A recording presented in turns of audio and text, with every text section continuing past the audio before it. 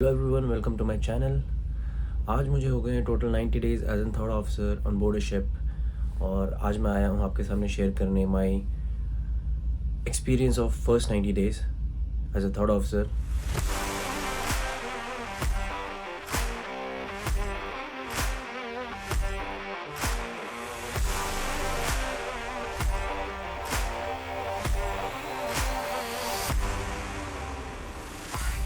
So first time joining a ship after second mates, मतलब कि बहुत ही डिफरेंट एक्सपीरियंस होता है, बहुत ही अलग फील होता है। बहुत सारा एक्साइटमेंट भी होता है और बहुत सारी कन्फ्यूजन्स, बहुत सारी डाउट्स भी होती है कि कैसे करेंगे, क्या करेंगे, क्योंकि कैडेटशिप में जो एक्सपीरियंस होती है वो तो सब जानते ही हैं कि सबको पता है कि कैडेटशिप में क्या होता है क्या नहीं होता है। तो after that going as a third officer you will have so many responsibilities. आपको नेविगेशन वॉच करनी पड़ेगी, इंडिपेंडेंट वॉचेस करनी पड़ेगी। तो इनिशियल फेजेस पे तो डर तो लगता है, तो इसी डर के साथ मैंने ज्वाइन कर लिया अपना पहला ship as a third officer. और मैंने ज्वाइन किया था जनवरी में। तो जनवरी में मैंने ज्वाइन किया जब कंपनी से कॉल आया। कोर्सेस वगैरह करी मैंने, जो भी नेसेसरी कोर्सेज थी वो कोर्सेज करी। कोर्सेज करने के बाद जब कॉल आया कि हाँ कि ये शिप आ रहा है मुंबई और मुझे मुंबई से ज्वाइन करना है, तो इस हिसाब से सारी प्लानिंग करी। और प्लानिंग करने के बाद जो डेट्स मिली थी एग्जैक्टली उस डेट्स पे तो ज्वाइन नहीं हो पाया, क्योंकि शिप आके एंकर पे रुका हुआ था, तो कुछ दिन के लिए डिले हो गया। तो मैंने फिर घर में सबको अलविदा करके मैं निकल गया मुंबई की। और मुंबई में जाके 2 दिन होटल में रहने के बाद हमारी ज्वाइनिंग हुई। तो मुंबई की जैनपुरी पोर्ट से हमारी ज्वाइनिंग हुई।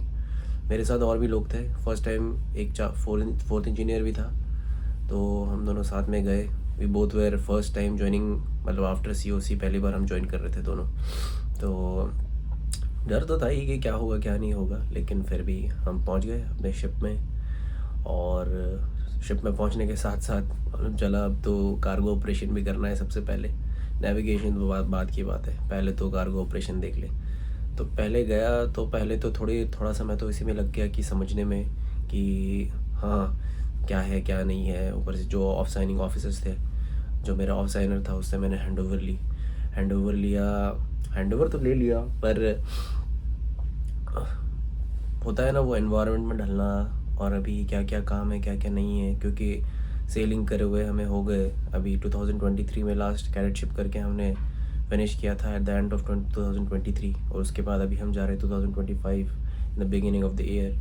तो एक बहुत लंबा गैप है वो कि आप शिप से दूर हो तो बहुत सारी ऐसी चीज़ें होती हैं जो शिप पे ही होती हैं और हमें उसकी आदत हो जाती है। पर अभी इतना सा गैप होने के बाद मतलब कि वो नॉर्मल चीज़ें भी थोड़ी समझने में मुश्किल होती है। तो सबसे पहले मुंबई पहुँचे तो वहाँ जाके cargo operation, thanks to my seniors, जो भी सीनियर ऑफिसर्स थे उन्होंने बहुत सपोर्ट किया अपना इनिशियल डेज़।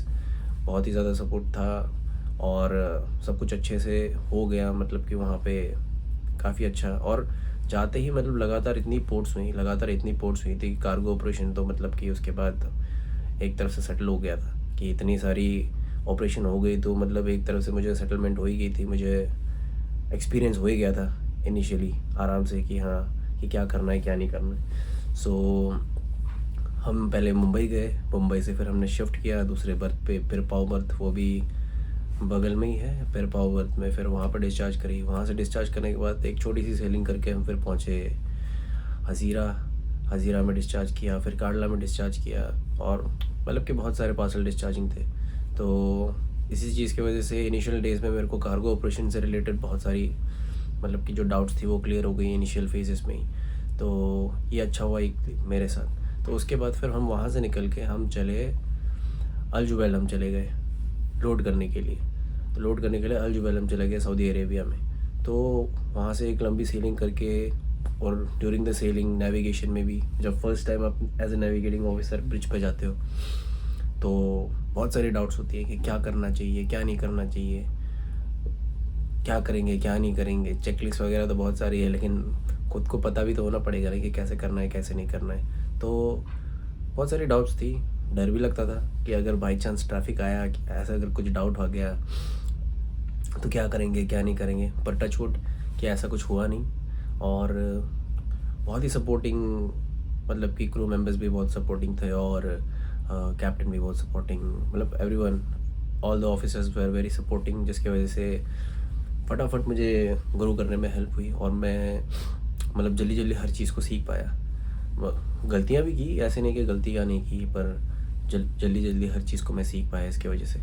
फिर वहाँ पे हम गए अल जुबैल। अल जुबैल में हमने लोडिंग करी, जो कि चली ऑलमोस्ट 15 डेज़, मतलब कि 15 दिन हम वहीं पे लोड कर रहे थे, लेकिन सेम बर्थ पे नहीं, 2-3 बर्थ इधर उधर हमने शिफ्ट करी, मतलब कि बार बार शिफ्टिंग एंड ऑल, हमेशा, क्योंकि अलाइनमेंट चेंज हो जाता है। एक कार्गो हमको लेना है एकदम आगे नंबर 1 टैंक पे, दूसरा कार्गो नंबर 12 पे लेना है, तो उनको उसके वजह से स्लाइड शिफ्टिंग करनी पड़ती थी बर्थ पे ही।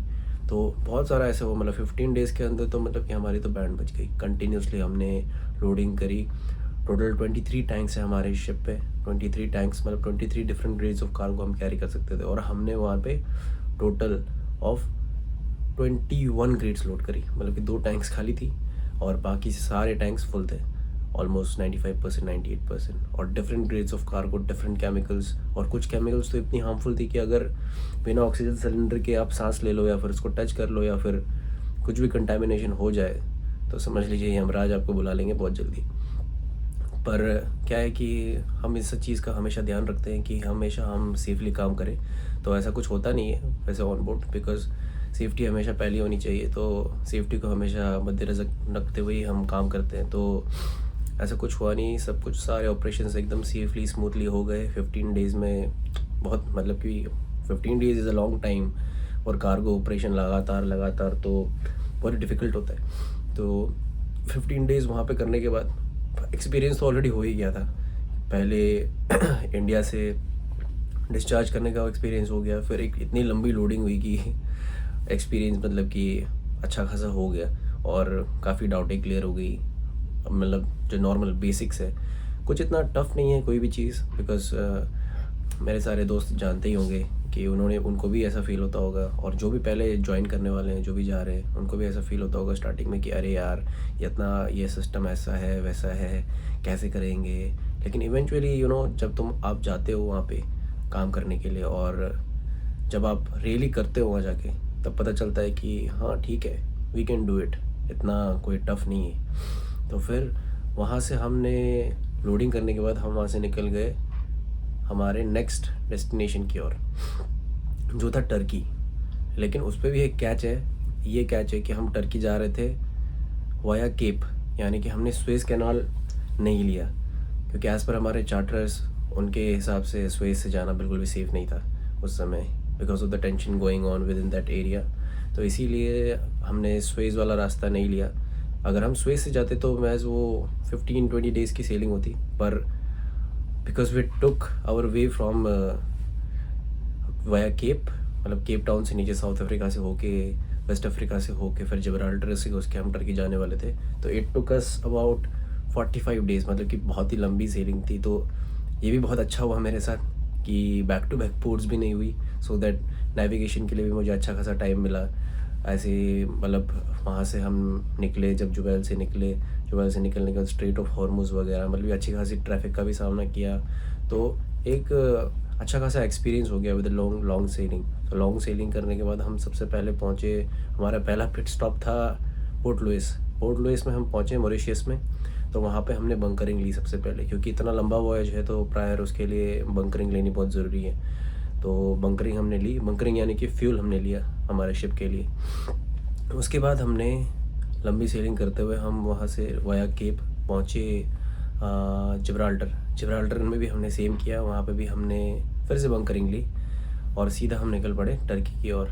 फिर टर्की की ओर गए हम।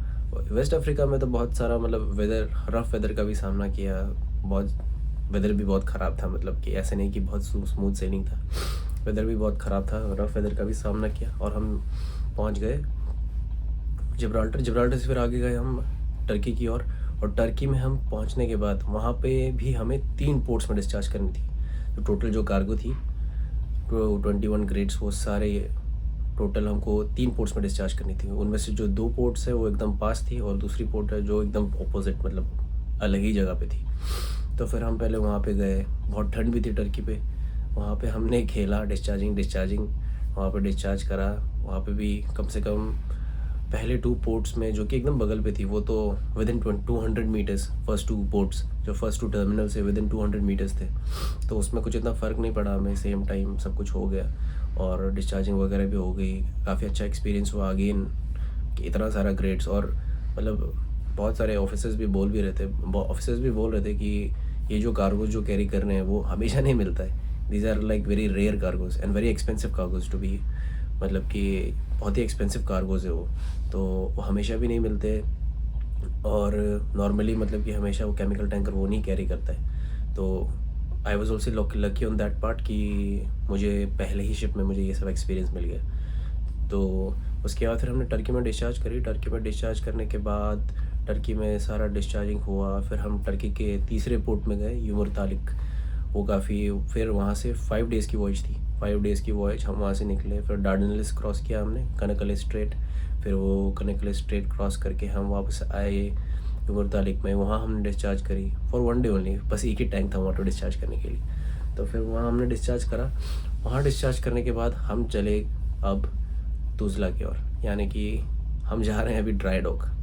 मेरा जो शिप है ये हो गया है अब 5 साल पुराना। तो हर 5 साल में क्या होता है कि शिप को ड्राई डॉक में मतलब कि लेके जाया जाता है, जहाँ पे क्या होता है कि जो शिप होती है मेनली अभी 5 साल पुराना शिप है, तो इतना पुराना नहीं है, यहाँ कुछ इतनी जॉब्स, मेजर जॉब्स नहीं है। तो एक तरह से क्या है कि शिप को ले जाते हैं गराज, इन लेमन टर्म बोले तो शिप को गराज ले जाते हैं। फिर उसकी क्या होगी, उसमें उसको पानी से बाहर निकाला जाएगा और उसकी पेंटिंग की जाएगी, सब कुछ की जाएगी, बहुत सारे इंस्पेक्शन होंगे। अब जैसे कि as a third officer my responsibilities LSA-FFA equipments, हमको LSA-FFA इक्विपमेंट्स को देखना होता है, तो उनकी भी टेस्टिंग होंगी। अभी लाइफ बोट्स जो है, लाइफ बोट्स पेंट होंगी। बहुत सारे ऐसे जॉब्स हैं जो अभी जाके ड्राई डॉक में होते हैं, जो हम नॉर्मली वाइल सीलिंग नहीं कर सकते। तो ऐसे सारे जॉब्स ड्राई डॉक्स में होते हैं। तो अभी हम चले ड्राई डॉक की ओर, तुज़ला, टर्की। और मैं आपको बताता रहूँगा कि ड्राई डॉक में भी क्या क्या होता है। सो प्लीज़ स्टे ट्यून, आप देखते रहिए मरीना बाई चांस को। सो धन्यवाद एंड थैंक यू।